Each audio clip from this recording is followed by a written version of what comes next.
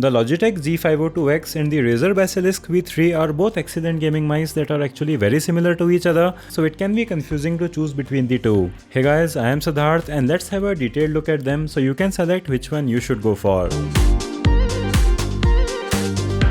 Both of these mice have similar shapes. The Razer Basilisk feels a bit taller and narrower compared to the G502x, which feels flatter, wider and longer in comparison. So if you want a slightly larger feeling mouse, you will like the G502x better, while the Basilisk V3 feels slightly better while using fingertip grip. Both mice feel equally good with claw grip, but you will get used to the shape of either of them, so both of these are winners in this category.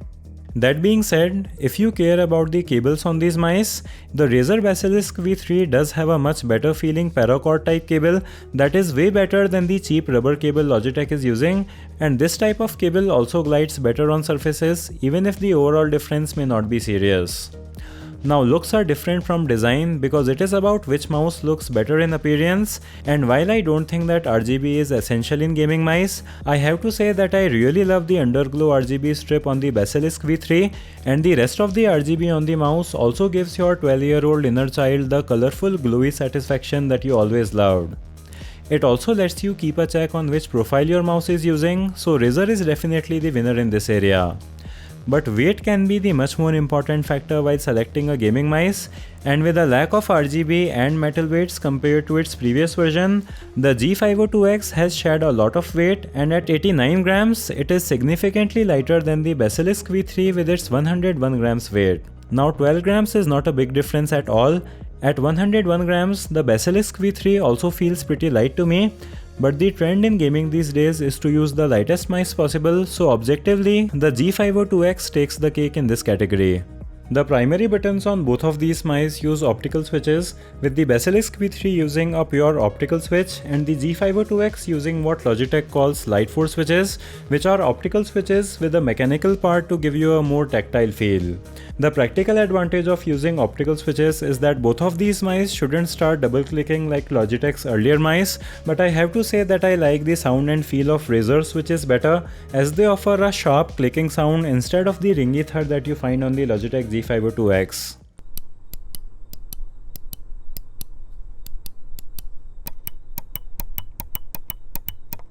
But some people may like feeling the vibration of the click on the whole body of the G502x, or maybe the difference won't matter to you, as what kind of touch you like can be quite subjective, but overall I personally like the feeling of Razer which is better, so I will consider it to be the winner in this area. The extra buttons on these gaming mice become very useful while gaming, and even when you are not gaming, these buttons can be extremely useful for using with productivity apps or even while doing simple tasks like web browsing. So even though the 5 extra programmable buttons on the Basilisk V3 are going to be enough for most people, Logitech does have 6 extra programmable buttons on its top, and 2 of these buttons are quite easy to press, so if you want a mouse with more buttons, the G502x will be better, and it also includes a rotatable sniping button that can be disabled, which makes it more customizable. When it comes to their scroll wheels, they both offer switchable modes which let you toggle between a free spinning mode and a regular ratcheting mode, and this is an essential feature for me in a mice because it's just extremely helpful while browsing the web or while using apps like Premiere Pro. Both of these mice also offer sideways tilting wheels that can be used either as extra buttons or for horizontal scrolling, so you are getting almost identical experience here. But the thing that makes the Razer wheel superior is the fact that it has an electronically switchable toggle for the wheel compared to the mechanically switching mechanism for the G502x, and in addition to giving you an extra programmable button on the Basilisk V3, this also means that the Razer mouse can auto switch to free spinning mode when you launch your browser, while if you launch a game, it can auto switch to a ratcheting mode, and even though this may not be a big deal, it does make this mouse feel smarter and more advanced, so I will give the win in this category to Razer Basilisk V3.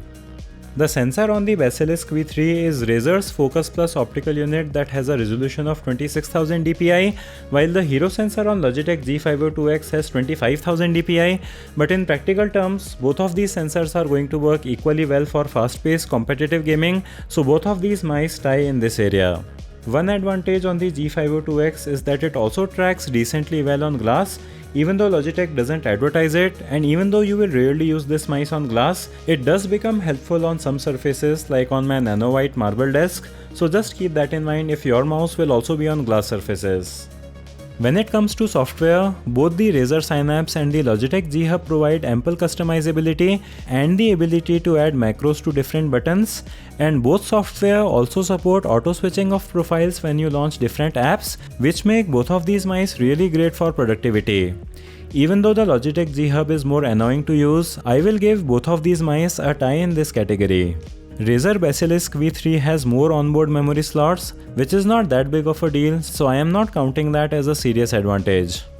So overall, the Razer Basilisk V3 has won in more categories, and it is also my personally preferred mouse between the two, but both of these mice are actually really excellent products that may be preferred by you for different reasons. The slightly heavier weight on the Basilisk V3 doesn't bother me, and I like its design and electronic scroll wheel better. I also find the feeling of clicks on it to be better, the cable on it is better, and personally, I also use a Logitech MX Master 3 for productivity, so the lack of two easily accessible buttons on it compared to the G502x doesn't bother me, as I mostly use it for gaming, and even if I had to use it for productivity, the 5 extra buttons on the Razer are enough for me. But if you are a person that really wants a 12-gram lighter mouse, or if you want the two more easily accessible extra buttons on the G502x for productivity, it is also a very good choice that will not disappoint you, and it is really impressively light for a mouse that offers so much functionality. The pricing on both of these mice is similar, but the G502x may be more expensive at the moment as it is a newer mouse,